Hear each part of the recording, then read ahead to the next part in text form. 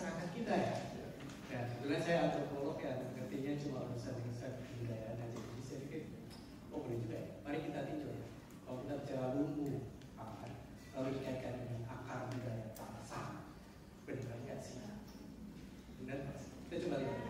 Lumbu pangan itu sebagai bagian yang tadi Pak Moderator sampaikan, tempat atau mekanisme atau institusi untuk mengatasi shortage atau kekurangan pangan ini muncul di dalam konteks komunal, di dalam konteks masyarakat yang satu sama lain kenal secara individual, secara personal, dan di dalam satu struktur di mana satu orang dengan orang lain terikat satu kaitan yang erat sekali.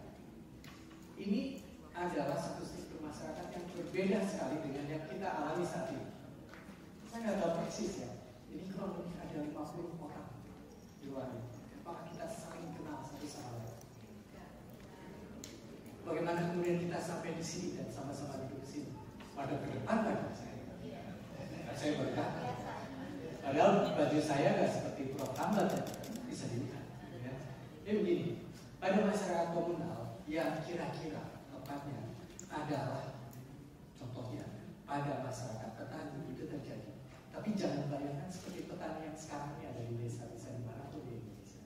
Tetapi desa-desa para petani yang namanya secara konseptual kita sebut sebagai peasant, bukan petani yang bahasa Inggrisnya farmer.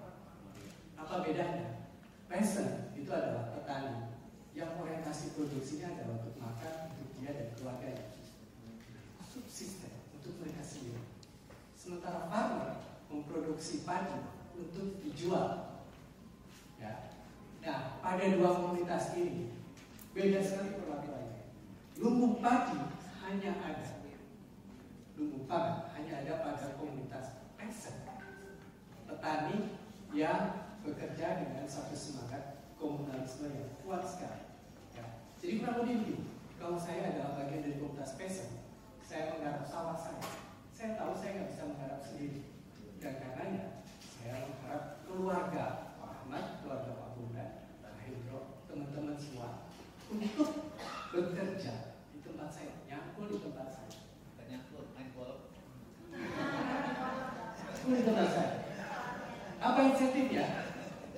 Bukan uang sama sekali, tapi ketika Pak Ahmad, Pak Bunda, Pak Hendro nyangkul di tempat saya, nanti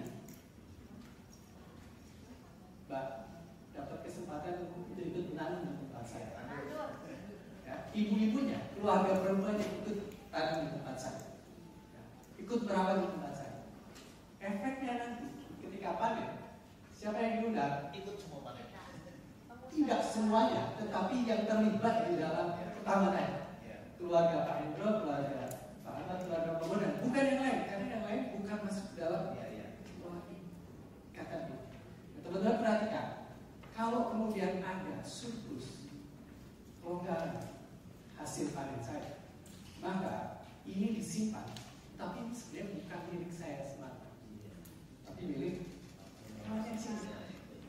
Dengan demikian, kalau ada suatu hal yang terjadi, gagal panen pada keluarga, mohon maaf Pak Ahmad karena paling top saya mencontoh semua. Kebetulan contohnya gagal panen. Pak Ahmad gak perlu khawatir keluarganya, karena dia bisa akses lumbung pangan tempat kita ada di situ. Ya. Nah, ini adalah basis lumbung pangan yang akar budayanya ada di pada masyarakat kita di masa lalu, pada komunitas petani yang sifatnya peasant. Tapi dari waktu ke waktu, nanti Mas Bondan cerita, melalui masa kolonial, kita berkenalan dengan yang namanya ekonomi perdagangan, di mana proses produksi sudah berubah, ya, bergeser dari peasant menjadi farmer. Orientasi produksi petaninya adalah produksi sebanyak-banyaknya, nanti dijual di pasar, kemudian dapat uang. Kalau dia memproduksi, kalau dia sudah cukup untuk keluarganya, sisanya itu apa? Dijual. Sisanya dijual. Kalau di komunitas yang pertama tadi, sisanya masuk lumbung dan bisa diakses oleh teman-teman yang lain yang terlibat dalam proses produksi. Tetapi perubahannya kan terjadi Pak.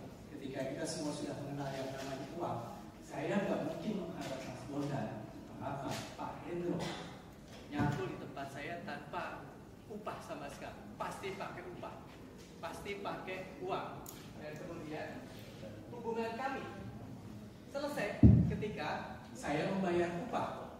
Ketika nanti keluarga Pak Hendro, Pak Bondan, Pak Ahmad ada masalah, saya tidak terikat lagi dengan urusan-urusan bantu-bantu. Sudah selesai dengan uang. Beda sekali dengan komunitas yang pertama. Dan komunitas-komunitas kita berdasarkan sekarang sedang menuju ke arah farmer, individualisasi pasar, dan kita semua tanpa disadari seperti itulah. Kita ada di sini semuanya tidak kenal, tidak dalam konteks relasi personal, tapi relasi profesi-profesi, relasi interest-interest yang menyatukan kita. Ya, jadi ini beda sekali. Saya mau sampaikan lumbung pangan yang kita bayangkan mungkin berbeda sekali dengan lumbung pangan yang saya sampaikan di materi.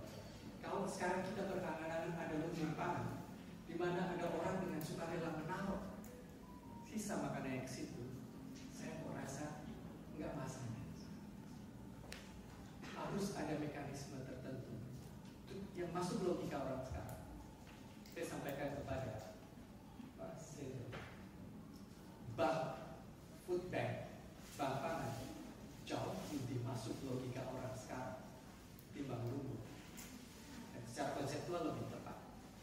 Orang datang menaruh sesuatu ke bank dengan harapan kalau di bank itu uangnya dapat diputar lalu dapat interest, bunga di sini. Tapi dalam konteks bank pangan nanti interest atau keuntungannya harus didefinisikan. Ya. Oh, saya lupa. Ketika masa peralihan tadi menjadi farmer di desa, lumbung bukannya hilang. Lumbung ada tetap, tapi dimiliki oleh individu-individu petani kaya yang punya lumbung. Untuk apa? Sekedar storage, simpan untuk sebelum nanti dijual, tidak untuk dipakai. Nah ini yang harus hati-hati. Teman-teman, saya masih yakin, masih percaya karena namanya kebudayaan, sekalipun ada perubahan, tapi perubahannya itu lama dan sebagian masih tersisa. Ya, tadi saya sampaikan masih tersisa apa? Konsep lumbungnya sudah nggak ada, tapi kata lumbungnya masih ada. Pilihannya kita mau hidupkan konsep lumbung seperti itu, challenge yang besar sekali karena tipe masyarakatnya sudah berbeda, atau kita pakai konsep baru, bank pangan, ya. Tapi sekali lagi konsep yang masih perlu